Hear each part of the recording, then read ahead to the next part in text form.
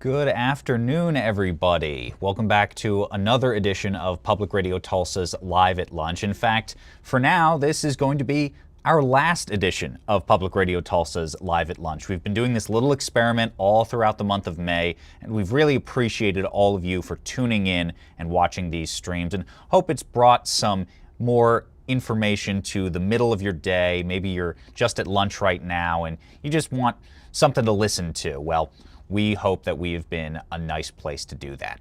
I want to talk to you today about a story that our reporter Max Bryan covered yesterday, and that is that the keynote speaker at the Tulsa Regional Chamber of Commerce's State of Inclusion event. The Tulsa Regional Chamber does these events every so often. That was held yesterday, and that keynote speaker says that Oklahoma needs to rethink how it practices inclusion. Now, you have probably already seen that diversity, equity, and inclusion, or DEI as it's commonly called, has been everywhere in the headlines, from President Donald Trump's executive order attempting to cut DEI out of federal programs, and a lot of DEI coming under scrutiny from many political figures. Well, DEI was at the center of Silas Doolin's address to the Tulsa Regional Chamber yesterday. The practice has come under fire, as I've said before, at federal and state levels. Oklahoma Governor Kevin Stitt in 2023 defunded DEI offices in state agencies. Though Silas Doolin mostly spoke about the private sector in yesterday's address. He says that Oklahoma's public sector should stay dedicated to the work of DEI. Take a listen to what he had to say. The title essentially is going to evolve and change over time, but the work is going to remain steadfast. So if we're trying to build a brand new clean drinking water facility, or if we're trying to build a new school, if we're trying to build a new airport, it's going to be affecting our community. So we always need to have a strategy that's going to be either community related, engagement related, or culturally related.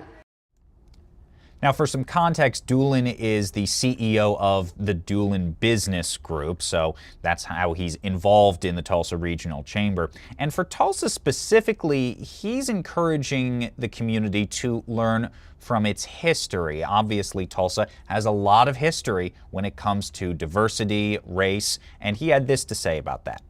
History has a funny way of repeating itself, and the only way to prevent that from happening is to learn from our past. So I would encourage Tulsa to continue having these chamber conversations, continue to lean into their history, because the history is always going to repeat itself. And those words come at an opportune time to remind Tulsans about diversity, equity, and inclusion. Doolin gave this keynote address just 3 days, and today it's now 2 days, before Race Massacre Observance Day. Now, that's a city holiday that was created to remember the 1921 Tulsa Race Massacre. If you remember back in March, and this article that I wrote references that, Tulsa designated June 1st as Race Massacre Observance Day. That was from Tulsa Mayor Monroe Nichols.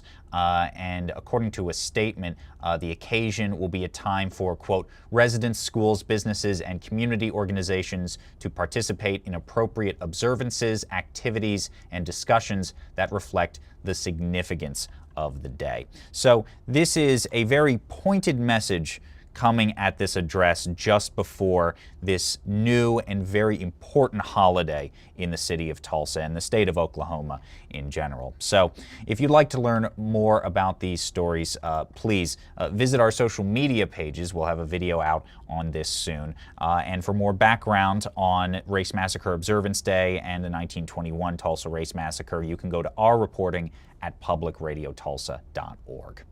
Now, this is our final Live at Lunch for this little experiment that we've been doing in the month of May, as I've already said, and we would love your feedback, so please get in contact with us.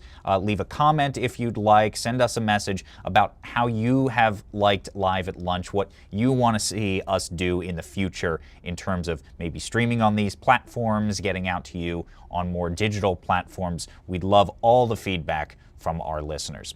And I've always plugged this, and I'm not going to stop plugging it today, even though it's just the last day. You should subscribe to our newsletters. Seriously, you should. I Really, really recommend it. And I'm going to show you how.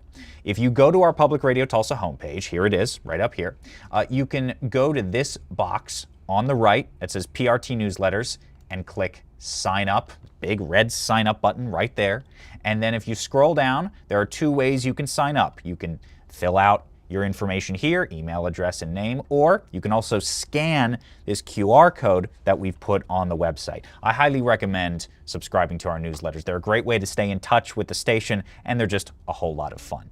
And of course, make sure to click that big red donate button at the top right corner of the screen. That'll take you to our donor page where you can make your gift. And if you'd like, you can make a sustaining gift of as little as $5 a month.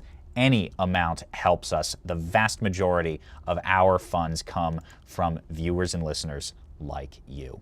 So thank you all so much for tuning in for this experiment that we've been doing this month. We hope you enjoyed it. This has been quite the journey for us. Please feel free to leave us feedback and keep checking out our content at publicradiotulsa.org, on the air on 89.5 FM in Tulsa, and on our social media pages all across the interwebs. I'm Ben Abrams, news anchor and reporter. Thank you so much again for joining us, and have a great weekend. Take care.